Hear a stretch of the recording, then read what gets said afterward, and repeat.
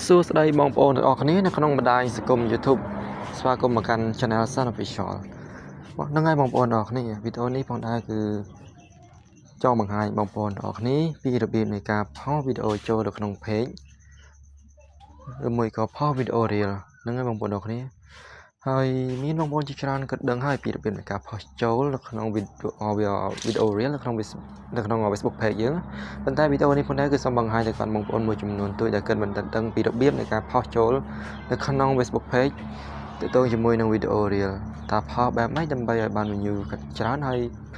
របៀបនៃការផុសរបៀបម៉េចហ្នឹងហើយបងប្អូនទាំងគ្នាមុននឹងឈានដល់ការបង្ហាញគឺខ្ញុំបាទសូមពឹងបងប្អូនជួយចុច follow page ខ្ញុំបាទម្នាក់មួយផងគឺ page មួយនេះបងប្អូនទាំងគ្នាហ្នឹងហើយដែលទើបតែបង្កើតហើយទើបតែបាន424 follower ដូច្នេះបងប្អូនទាំងគ្នា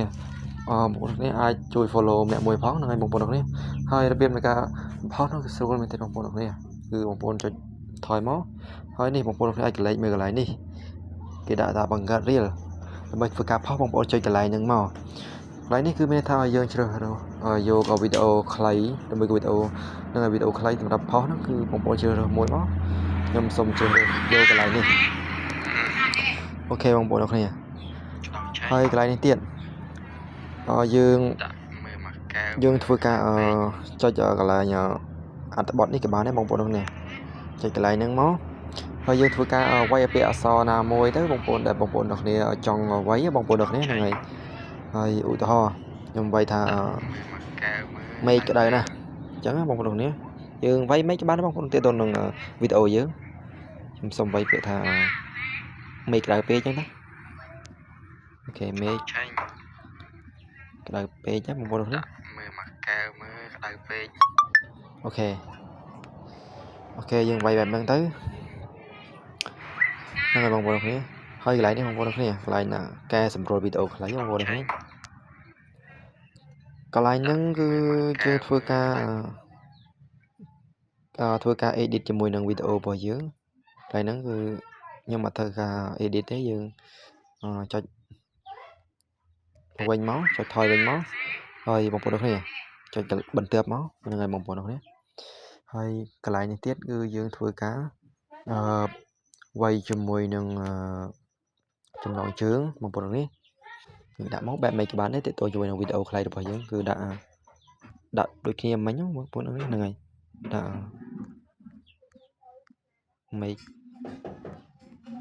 មេឃក្តៅពេកអញ្ចឹងមកហ្នឹងហើយដាក់បែបហ្នឹងមកហើយយើងអាចព្យាបជាមួយនឹង hashtag ថាមកបងប្អូនគ្នាហ្នឹងហើយ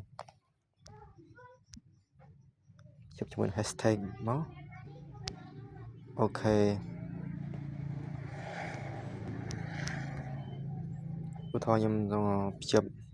បែបនេះមកអូខេខ្ញុំព្យាប hashtag មួយក៏ដាក់ថែមទៀតក៏បានដែរបងប្អូនគ្នា hashtag យើង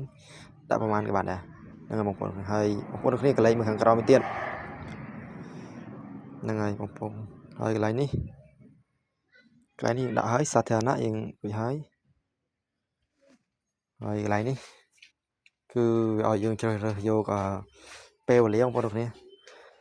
ហើយកន្លែងនេះវាដាក់បើសិនយើងផុសឡើងនេះយើងអាចដាក់ខាងលើមកបើសិនតែយើងកំណត់ពេលវេលាយើងផុសពេលក្រោយយើងចុចតិចខាងក្រោមមកប៉ុន្តែខ្ញុំចង់បង្ខំឥឡូវនេះយើងចុចខាងលើមកអូខេយើងរក្សាទុកវាមកបន្តមកទៀតបងប្អូនគ្នាកន្លែងនេះកន្លែងដាក់ស្លាកមនុស្សអូខេហើយហ្នឹងក៏មិនបាច់ដែរបងប្អូនខាងក្រោមទៀតបងប្អូនគ្នាកន្លែងមើលកន្លែងបង្កើនការផ្សព្វផ្សាយរៀលនេះបងប្អូនតែនេះបើសិនបងប្អូនបើកដល់ពេលរកវីដេអូដែលយើងបានផុសទៅវានឹងចេញនៅលើផ្ទាំងវីដេអូរបស់យើងឲ្យយើងធ្វើការផ្សព្វផ្សាយបន្ថែមទៀតជាមួយនឹងវីដេអូរបស់យើងតែយើងមិនបាច់បើកក៏បានបងប្អូនគ្នាយើងបិទវិញក៏បានដែរអូខេបន្តមកទៀតបងប្អូនយើងធ្វើការចែករំលែកទៅបងប្អូនគ្នាហ្នឹងហើយចែករំលែកប៉ុណ្ណឹងទៅរួចស្រេចអូខេបងប្អូនគ្នាហ្នឹងហើយបងប្អូនគ្នាវីដេអូនៃការផុសវីដេអូ Reel ហ្នឹងគឺមានតែប៉ុណ្ណឹងបងប្អូនគ្នា នឹងហើយអរគុណសម្រាប់ការទស្សនានឹងហើយបើសិនបងប្អូនចូលចិត្តជួយចុច like subscribe ម្នាក់មួយផងហើយដើម្បីខ្ញុំមានកម្លាំងចិត្តក្នុងការធ្វើវីដេអូបន្ថែមទៀតអរគុណច្រើនបងប្អូនអរគ្នា